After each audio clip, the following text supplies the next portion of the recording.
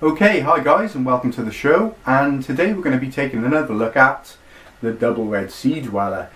Now, I did make a video a little while ago about this watch, and 99% of you guys were just, you congratulated me on buying the watch, and you said how cool you thought it was, which I appreciate greatly.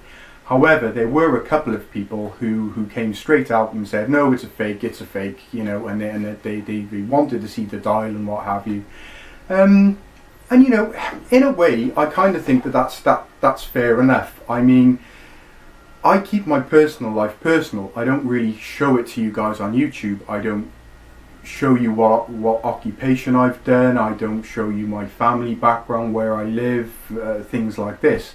So for a complete stranger really to pull out, a $50,000 Rolex, I'd kind of be a little bit skeptical as well. But like I said, the vast majority of you, 99% of you, have obviously come to trust me and believe what I say on my channel, and you were just happy that I bought the watch. You were happy for me that I got the final watch that I wanted to add to my sort of core collection. But there were these few who wanted to see the dial, who were trying to discredit the watch. Now, with a Mark II Double Red Sea Dweller thin case model, and this is the important thing, the thin case. If it is a thin case model, it can only be a Mark I or a Mark II Sea Dweller, Double Red Sea Dweller. It's not, say, like a 1680 Submariner, where you can take a regular one and just bung in the red dial and pass it off as a red Submariner. It doesn't work like that. With a thin case Double Red Sea Dweller, the only watch it could be is either a Mark I or a Mark II Double Red Sea Dweller, irrespective of what dial is in there.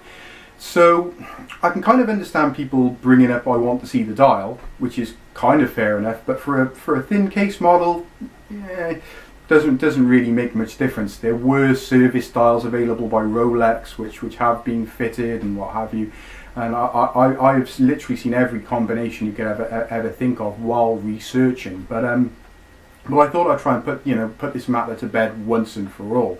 Like I say, if it's a thin case, it has to be a Double Red Sea Dweller. But yeah, people wanted to see the dial. There were people who tried to discredit it. So yeah, why not? I thought I'll make this video, and bearing in mind, in the original videos I did specifically say, as the watches as you see it now, it's not all original. That wasn't good enough. So yep, let's take a look at let's take a close-up look at the Double Red.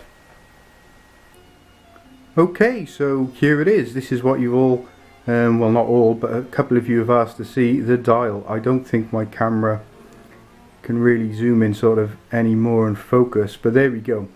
And as you can see, the lettering on the dial, it all aligns up where it's meant to. There are places where you can go to check out sort of the dials to make up the alignment is correct, and the alignment on this is perfectly correct. However, it is actually a refinished dial. Again, I did say in my past video that as you saw the watch now, it wasn't all original, and yeah, this is actually a refinished dial, and the telltale sign is simply because the text is too thick.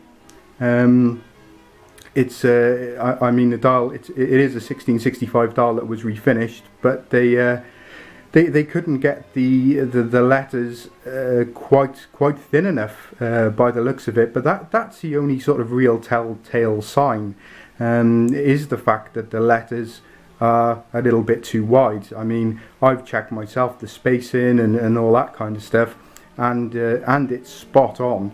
But what I'm going to do as well, just to try and help put this to bed, if I just put this down by here for a second. I'm going to need to take my gloves off. I've actually loosened the case back.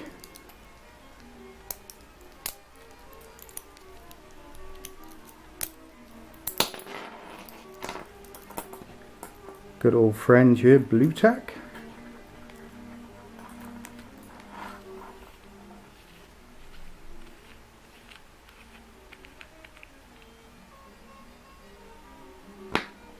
And there we go. What do we see we see a Rolex 1575 movement, as you'd expect. So I'm very, very, very sorry to disappoint any of you who thought that there might be some kind of Swiss ETA movement in there. I don't actually want to touch this, and doing this with a camera is pretty difficult. There we go. So I'm just gonna pop this now to one side. Again, apologies if you were looking forward to seeing a Chinese movement or some Swiss ETA in there. And finally, I'm going to bring this in, the Rolex tin. And again, I did mention this in the sort of previous video. Yeah, the Rolex tin. Some people have asked what's in the tin. Simply, all of the parts to put the Sea Dweller back to original. Okay, so there you go. I don't think there's much more that I can do. You know, anybody who really does want to try and discredit the watch and say it's a fake or what have you, there's nothing really much I can do. You know, I've shown the dial, I've been as open and transparent as I can be, you know, showing you what I've shown you. Obviously the watch now I'm going to have to pay to have another gasket put in here and for it to be pressure tested and what have you. But I just wanted to sort of clear this up because, like I said, not really to the ones who came out, you know, absolutely determined to discredit the watch. More for the people who might have been thinking, is it, isn't it? You know, I did it for that sort of reason.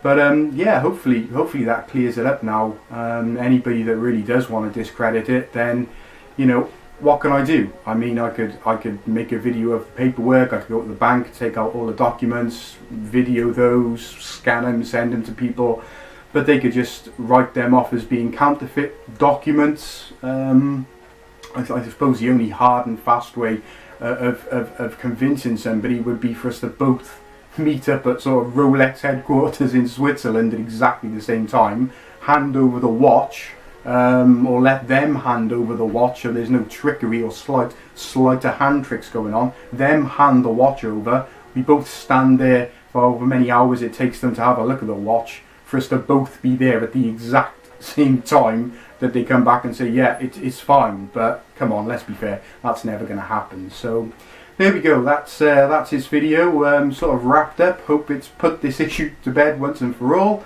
And yeah, thanks for watching. Hope you've enjoyed this video and a little bit of a sort of closer look at the Sea Dweller. Don't forget to subscribe if you're new to the channel. Also check out the Facebook group, which is growing in numbers every day. More and more people wanting to join, which is great. And yeah, hope to see you there. Hope to see you in the next video. And thanks for watching.